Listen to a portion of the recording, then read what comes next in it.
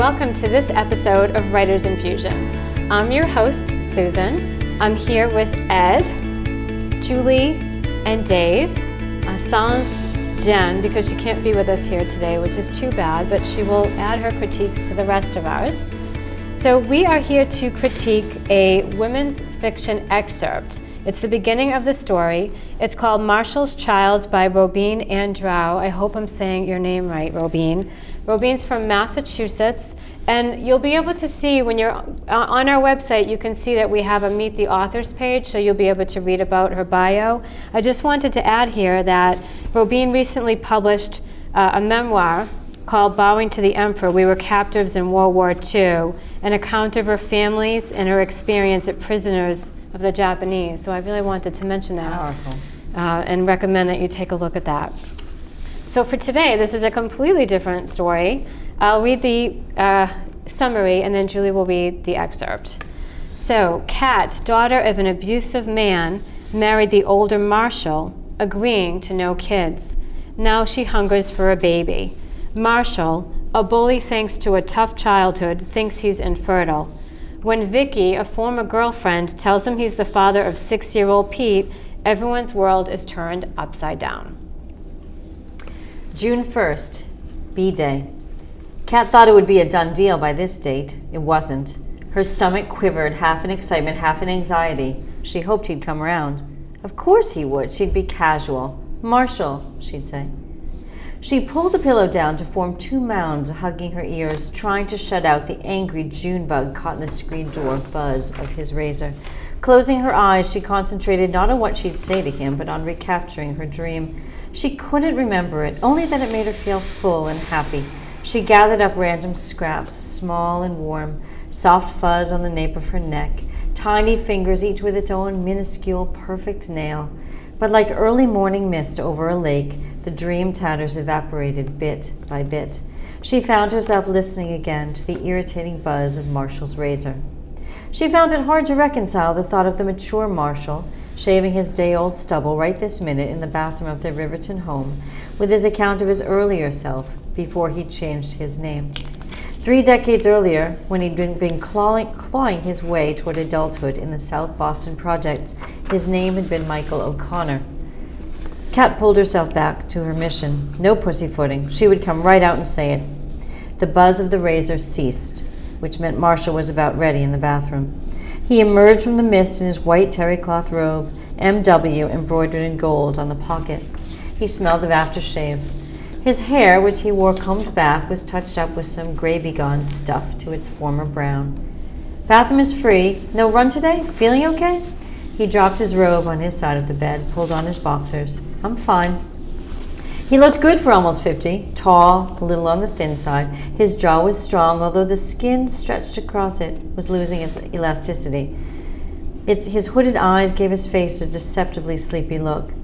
He freed the white shirt from its dry cleaner's wrapping. You didn't forget about driving me to the ferry, did you? There's plenty of time, she stretched. I had a wonderful dream. Oh? He buttoned his shirt, searched without focus through the dozens of ties hanging on the back of the closet door. Where's the blue one with the diamonds? She found the tie he wanted. He wasn't listening, hadn't heard her. She watched him knot it and finish dressing while she rethought her approach. Too late. He was on his way downstairs. He left the tidying up to her. She flipped on the bathroom fan. Couldn't he remember to switch it on before he showered? With a damp towel, which he'd left like cow flop in the middle of the floor, she wiped a small oval clear on the fogged-up mirror and centered her face in it. Her arms and torso were ghost parts. Only her face had substance. Did he see her clearly, or was she as insubstantial to him as her ghostly body? She hung up the wet towel. When she opened the laundry hamper to put in his dirty socks, she wondered why he'd stuffed the striped blue shirt he'd worn the day before way down under clothes from a couple of days earlier. The shirt reeked of his aftershave, the scent stronger than in the rest of the bathroom. She opened the bathroom window and looked out, inhaling the cool morning air. The branches of the venerable old maple alongside the house sliced the sky into irregularly shaped patches of blue. Sometimes, on warm summer nights, she liked to climb out this window to perch on the small roof and contemplate her place in the vastness of the universe. She had Rebecca, Marshall's first wife, to thank for the large window in the jacuzzi. Almost the only change Kat had made when she moved in was to hang a spider plant next to the vanity. Pathetic that she'd allowed Rebecca's stamp on the house to be greater than her own, especially when she lived here for 7 years to Rebecca's 2. Well, that was about to change with the new half-bath the carpenter was putting in downstairs. Hedges of beech roses and close-cropped, weed-free lawns surrounded most of the houses near the ocean. Kat and Marshall's house, 2 blocks from the water, boasted an imposing copper beech guarding the front path, but also a discouraging number of dandelions in the side lawn. Kat couldn't motivate herself to do something about this pervasive weed. On the plus side, by midsummer, the flower bed next to the house would be ablaze with color thanks to her green thumb. At high tide, if she listened hard, she could hear the crash and slap of the waves against the riprap. On this perfect June morning, the Atlantic was calm. When the water was this smooth, you could put a fretting baby on a plastic float and the gentle lapping of the ocean would rock it to sleep. At least, so Kat imagined. After brushing her teeth and splashing some water on her face, she slipped into shorts and a t-shirt, ran a comb through her curls, and followed the smell of coffee to the kitchen. Marshall, his newspapers and documents spread out in front of him, looked up at her from over his half-glasses. "I know you're hiding something," his eyes said. She wished he wouldn't give her that look. He waved a piece of paper at her. "A call came in for you while you were in the bathroom." "Who from?" She reached into the cupboard for a mug. He handed her the piece of paper. She glanced at the unfamiliar number. They wouldn't say. Something about an appointment you'd made? Oh God, the clinic. "Yes, at the clinic," she said. "Clinic?" She concentrated on the fly hurling its body against the window pane. "The fertility clinic." His raised eyebrows demanded more. "I wanted some information." She sat down abruptly, jostling the corner of the table with her hips, sloshing her coffee. She jumped up, grabbed the sponge, and sat down again. "I called them because—" "You made an appointment at a fertility clinic?" A flush spread across his face. She took a deep breath. "Here's the thing. I've been thinking a lot about us having a baby." She kept her gaze down. "I really want one. I think a baby would be good for us, for our marriage, would bring us closer together." In overlapping arcs, she wiped up the coffee spill. "I called the clinic to find out what the problems would be for someone my age, our ages." She looked up. Her eyes pleaded for him to at least be willing to talk about the possibility. His nostrils flared. His face was closed. "I told you before we got married. No kids. That was the deal. You agreed. Nothing has changed." His words were measured. He could have been reining in a willful child. "Of course things have changed." Her voice wavered, gained strength. "I've changed. I didn't feel or want then what I do now." His eyes opened a millimeter wide. "That may be, but I haven't changed. This baby thing is the main reason Rebecca and I broke up." She sucked in her breath. He'd never thrown his ex-wife in her face before. And what was this baby thing with Rebecca? Another thing he'd kept from her besides the Michael Marshall secret? What else was he hiding? The tears were hot behind her eyes, her disappointment sharp. Well, she had a secret too. She'd stopped taking the pill without telling him, convinced he'd welcome the baby once he placed his hand on the miracle of her round belly. Except nothing had happened. She got up, keeping her back to him, and put her mug and bowl of soggy granola in the sink. She would let this be the end of the discussion for now. Surely he'd feel differently once he'd thought about it some more and once he'd realized how important having a baby was for her. A loud knocking on the front door broke the tension. The uniformed man handed her a special delivery letter, thrusting the clipboard at her for her signature. The letter was addressed to Marshall from the law offices of Cohen, Murray, and Fesson. On the way back to the kitchen, she inspected the envelope, trying to imagine with her writer's mind what was inside. A story waited to be born. Everything for her held a story. Marshall slit the letter open with a kitchen knife and skimmed through it. With a frown and a little shake of his head, he slipped it into his inside jacket pocket. "What is it?" she asked. "What do they want?" "Nothing," he said, waving her off. He glanced at his watch. "It's time."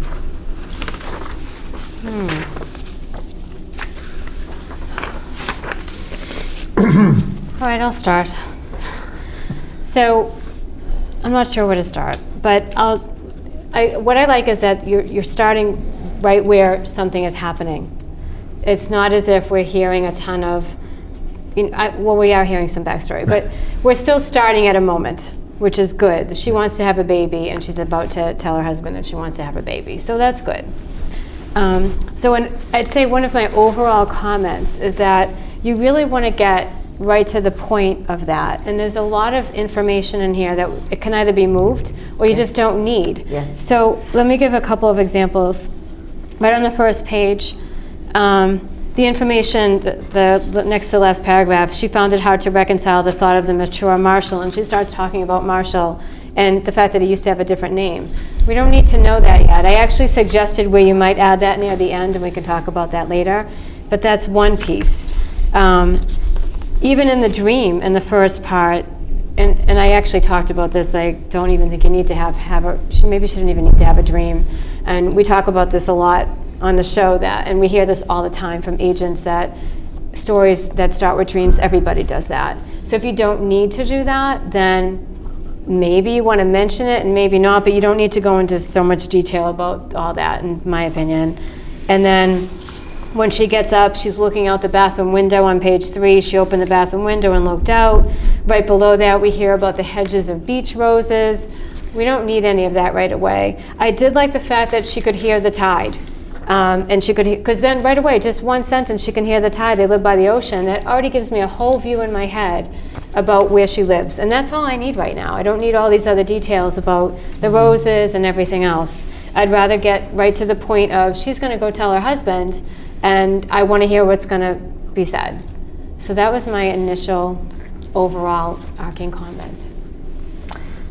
I would love to dovetail that. I thought there's too much about plants and Rebecca in the bathroom, and that can be moved. Get her downstairs. We want her downstairs to interact with Marshall. Right. I said I agree with that wholeheartedly. Golly. I'm wondering about the significance of B-Day in the very second sentence. If it's birthday or baby day, as people are speculating. That was my speculation. Or Yeah, the baby day. Give credit to Sue. I assumed it was birthday, Me but then when too. you Me said too. baby, But then there's no other talk of the Yes. birthday, Seems so to then I make think more it's sense. supposed to be the baby. Yes. It was, it caused us to think in a different direction. yeah. Yes. There are some details missing. I'd love more dialogue. I really would like to hear their interaction. I want to know their relationship, because Marshall had a tough childhood. I get it. She's from an abusive father. Does she kowtow to him? Is there tenderness? He doesn't seem so kind and loving. I'd like to know that. Well, even at the But beginning, there- she's annoyed with him. Here she is. She wants to have a baby Yes, with him. yes. But she hasn't even gotten downstairs yet. You see, Oh, the fairy. Yeah, we'll have time. He's left his she's stuff never on there. the floor. There's, why can't he throw I'm the basket? annoyed with him. He left his stuff He on the- couldn't turn the fan But this on. whole thing is after the fact. Yes. The clinic is calling saying she's not pregnant. No, I think setting up an appointment. She- you think? she- She's yeah, I already think been- she's already Oh. tried. She was thinking that he would change when he put on his hand on her belly, but it hadn't worked. Right. That's a It's great already observation, after the Dave. fact. I did not And I think think that. that's just the lowest you can possibly go. I don't think she's ever gone to the clinic. I don't think well, she's gone yet. Well, let's. Yeah, It sounds like she's We need tried to to get get- pregnant on her own. Yes. It's Yes. not Make an working. appointment Right, right. Okay. But To she's get already their tried to get assistance. pregnant. Right. Yes. Right. Yes, behind her husband's back. I mean, that's Yes, just, she she's was very breaking. sneaky. That always works. A baby will be good for us, and I wrote, no, it won't. Never is. It'll save us. Yeah. It never does. On the same page with my mention that baby never saves. Although I love my babies. I have 2 babies. You're wonderful. But I'm telling you, sometimes when couples say we need a baby, it doesn't work.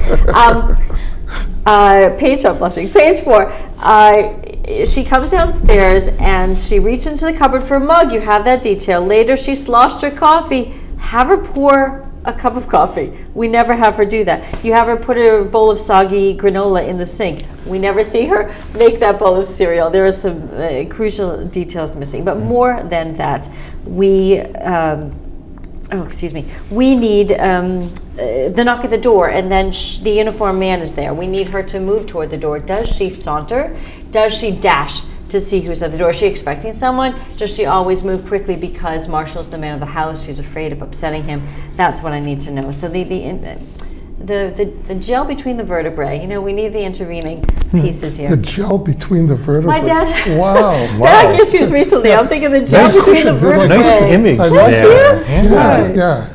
Yeah. Pat on the back. A rock and a hard place. The literature is people. And no matter what is happening in the background, the people have to be substantial one way or the other. Here I'm getting 0 for 2. I don't like either of these people. The husband is dismissive, and the wife is sneaking around behind her husband's back to literally change their lives Yes. without his knowledge or agreement. There has to be something that I can. Now, granted, a woman, I was put off. Woman's fiction excerpt. I wouldn't in a million years even lean over the counter to pick up an on sale woman's fiction. It's just out of my realm. Don't look back. How do you really feel? Okay, let me explain.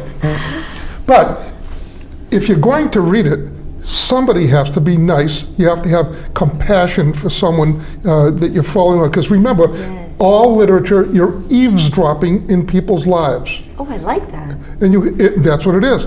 And you're looking over their shoulder, and this one you're rooting for, and this one just step on his throat.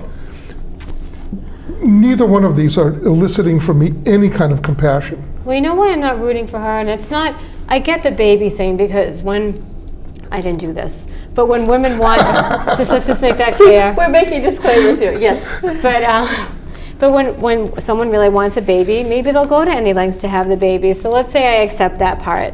But then she doesn't even like him. I mean, I know. here. She's focused on she wants to have a baby. Then all she should be thinking about is maybe being nervous about telling him, and that should be her focus. So why does she care he left the fan on, and why does she care about his clothing? Right. And by the way, the clothing, is he cheating Yeah, on her? she- So then I'm thinking she's Yes, stupid the tux. and she's annoying me because Aromatic she's clothing. Mhm. she's complaining. And I honestly think if you're going to open up the scene, she should just be nervous about telling him because she knows he doesn't want to have a baby. And not noticing all these little details, I don't know. Yeah. We have to find out that her life is missing something. Right. Yes. That it's going to be built up Right. by the reward of having a new baby in the We don't house. know where it's coming from. We Yes. don't know. You know. Except But- she's, but- a, I mean, she's a ride to the ferry. That's all we know. Right. We have an idea about him. You know, he seems to have a job. He seems very focused on it, and he seems. And we to know have she's a Their writer. life together. You know. Well, we have one word One reference to that says that, right. that she's a Right. writer. But, you know, who knows what that means? Yeah, I was just mystified by like what is their relationship? I mean, when she says to him, you know, a baby would bring us closer together. You're saying to a guy who, from day one, said no baby. Yeah, sign on the dotted Yeah. line. Right. Right. And that this is going to bring us together? Nah, I don't think I don't so. think so. And right. So why does she really think that, or is she just saying that as a? Well, there's a ploy, sentence or- here that after he talks about his ex-wife and says that's why they broke up, then she says near the end that surely he'd feel differently once he thought about it some more. Well, what's making her Right. think it? At that point, Right. he has really made Yeah. it clear that he left he's somebody left else. one wife and he Right. signed up with another wife on the understanding that Yes. this wouldn't be part of it. Yeah, Right. I Yes. wrote down after that sentence, the woman is delusional. Right. She's creating She is. a life that doesn't exist and wants everybody to join her, and it's not going to happen. Well, if Right. you're going to start the story off here, but you were saying, for example, that you wanted to know why she's arrived at this point, how would you weave it in without giving up too much backstory at Well, the beginning? okay, so today, so say today is the day that she's going to be telling him. I mean, she can be reviewing in her mind. She can be, you know, she can be bringing to mind what has she done so far? What has she thought? What has she planned? What has she, you know? What's missing in her life? Right. Yeah. Well, What? you know, Why? Yeah. Exactly. Where is this coming from? Or maybe if you want to bring in the hedges and the manicured lawn outside, maybe he changed his mind about landscaping. Maybe he changed his mind if they're having a contractor come and do the bathroom downstairs. Maybe he changed his mind about adjustments to the house. So if he's changing his mind about those things, maybe he'll change Well, his mind but about a baby. some kind of justification. Yes. Right. yes. Right. And, That's and you true. talked about the dream, and I think that having it as a dream is irrelevant. But I think having her thoughts about a possible baby, that's different. You're right, that Those is are key. different. It's That different would be if she better. can be, if she can like be, if she is turning over in her mind, what would that be like? What would it be like to have this, and what does that mean to her? I don't really get it. I get that she is looking at this scene, but I don't get what her feeling is towards it. Does she want to be a mother? Does she want to take care of a child? Is she interested in seeing what would this child be? How would this child grow up and relate to her? We don't see any of that. So, yeah, to your point, if we could tell where she's coming from with this, That's a justification. makes a difference. Yeah. Then we'd be cheering for her to try. We're looking for her to wheedle her way into convincing her husband that it's a good idea, Right. and they will enjoy it. Yes. Yeah. But right now, just jumping off, and she sounds like a petulant child to me. You know, she's whiny, and I want this. And she's living in a beautiful house on the ocean with clearly an income that will support that lifestyle, and that's not enough. Well, I made an agreement. Yeah, but I'm sorry. I'm not compassionate to Well, her. back to Ed's point, she may also, and to Sue's point about the cleaning of the bathroom, she may also voice fear of said unborn child, because that child could have genes from her abusive father, could have genes from Marshall, this abusive or negligent or, I feel, uncompassionate She doesn't seem to care. husband. And I wonder if she's thinking a Right. little bit, what a baby, a sweet baby to float in the calm ocean, but what if this child has Yeah. negative What I if it's actually didn't Marshall like that. Jr.? I didn't like that image. You know? Marshall Jr., yeah. No, of the baby Michael floating O'Connor. in, of the baby floating in the ocean. I didn't like that image at all. Yes. I feel like I wouldn't put my baby near the ocean. No, nor would I, but I know she that sounds obviously like an odd thing doesn't to There's know how to something be a Greek good mother. mythology about that. Yeah, well, Thinking Moses, for Yeah, sure. isn't that Moses and the wicked? Yes, That's what I yes. was thinking. Yeah. That's right. Yeah. I Um, think I was I went thinking. right to the I think I was biblical thinking of Absolutely. Theseus Oh, or sure. something. And yeah. we were talking earlier about Oh, no, there's definitely when mythological to conclusion. introduce the fact that he has deceived her before, or he's been whatever, he's changed his Yes. name. We don't know Yes. if he Right. deceived And how her did she about find it. out? We don't know how But she then found I that thought out. on page 5, when he says this baby thing is the main reason Rebecca and I broke up, Yes. I thought that might be a place where she could say, well, she wrote, he'd never thrown his ex-wife in her face before, and what was this baby thing with Rebecca? Her stomach contracted, remembering his past, his other deceptions. What else was he hiding? So it doesn't mean you have to say a lot then, but at least maybe you could say it there. Well, this is a teaching moment. That's a perfect example of telling and not showing. We should live with her Yes. during the first experience of where he had lied and she caught him. So we'd understand their relationship, or her self-doubts and so on. But right there, telling and not showing. Yes. My question is about Rebecca. He mentions Rebecca in conversation. She talks about Rebecca and the change. She made few changes to the house. Rebecca has her stamp on everything. And yet Vicky is mentioned in the summary. We haven't gotten to Vicky Yeah. yet. Right, we've right. not gotten Vicky yet. I do want to say but we something should about mention- that Go ahead, too. sorry. No, it's all right. I just interrupted. I just wonder why Rebecca wasn't mentioned up there also, or I assume we're going to get to Vicky later, but I'm certainly. It also said he was an abusive man, and that hasn't happened yet either. He's kind of dismissive of her, Right. but abusive, that, I don't know if that, Yes. he threw his towel on the floor. I don't know if that's abusive. If you were I to do say, that all clean the this up, if you were to say something, Well, now. Kat's or the daughter sometimes- of an abusive I don't know if man, Marshall's and the Marshall's Oh, a no, bully. her dad's abusive. So That's her true. I dad's confused the abusive. two. Yeah. Her dad's abusive, Yes. and I had to read that Yes, twice to yes, catch that yes, before.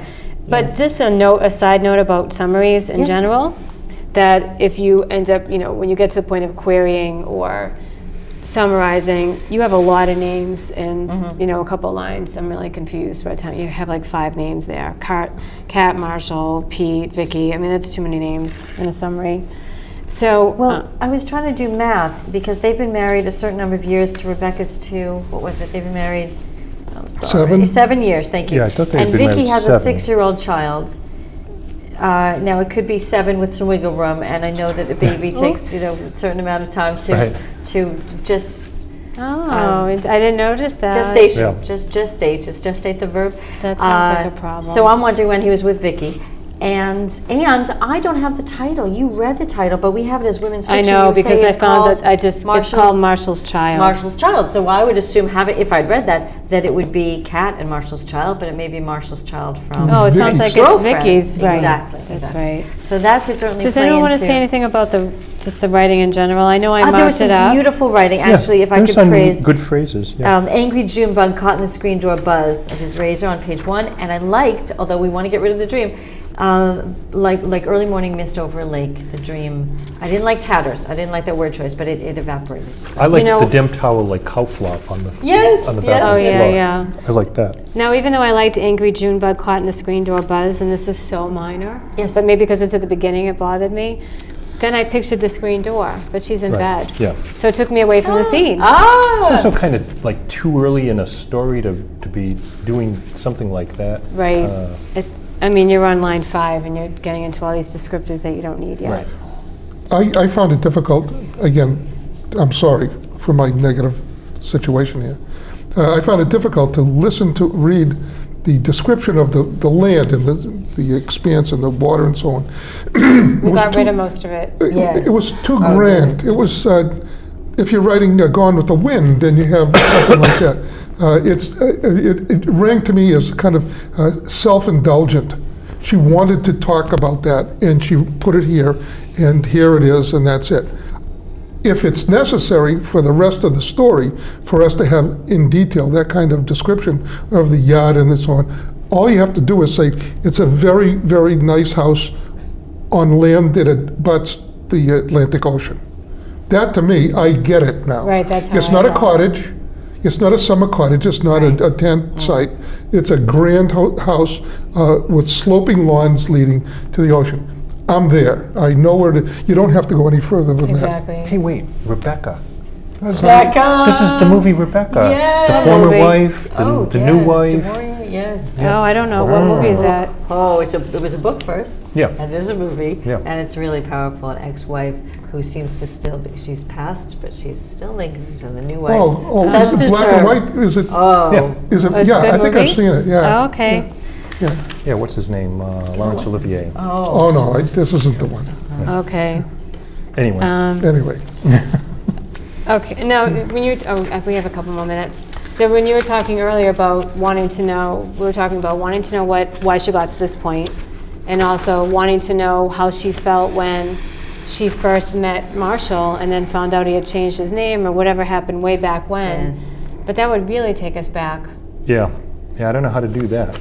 Well, if we can stay present, I want to know if she's the kind of gal who'll just take his nothing and go on driving to the ferry, or if she's going to press him for an answer. I want to know how she deals with him, and Maybe I you want can to do know flashbacks. if she learns the content of that letter, or if he tucks in his pocket. I know, I was she never kind of finds out. sorry it ended there because I wanted to know if she was going to ask about it Yes. or dismiss it like everything else she dismissed. Yes. Like the all And that will the Vicky shirt with all the contact lotion him on and it. she'll never know? I'm curious. It is a good way to cut, to end the, Yes. the section, because Read you on. want to go. Exactly. Right, You want to know right. what's in the letter, you want to know what they're going to talk about on the way to the ferry, or what she's going to do after she drops him off, or whatever. Is he a lawyer? I don't know any documents. I tell. asked what were Because the if documents. she's not a lawyer, if Yeah. he's not a lawyer, then it would be really weird. Then For she the should law be firm, wondering. too. Yeah. It's not. She inspected the envelope, trying to imagine with her He's writer's secretive. mind what was inside. I'd want to know what was in that letter. I mean, if my husband got a letter like that, I'd be like, "What's in that letter?" Yeah, right. Right. So is she afraid of him? It doesn't seem like it. yeah, it But doesn't she's not demanding. "Oh, really, what's in this? She's not wheedling away into. Yeah.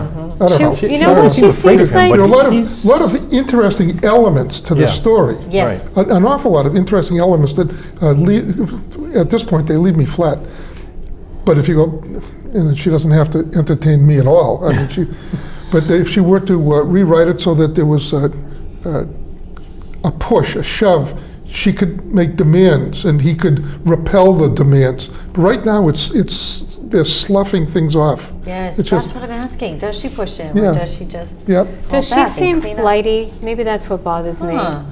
That she seems kind of flighty. She's not. It's not the best plan I've ever heard. You know. No, she sounded to me like a petulant kid. You know, Okay. if she was 17 years old, I'd understand. And how old is she? I don't know. I do I don't wonder. know, but we He's have to- 50. How old? We just got let's the do it. signal to wrap it Okay. up. Great. Okay, so we're wrapping it up. Thank you, Robin, for your story. We also mapped up your pages. You can see that we're very excited to discuss it even more. So thank you, everyone else, for joining us for this episode of Writers Infusion, and we will see you next time. Keep writing.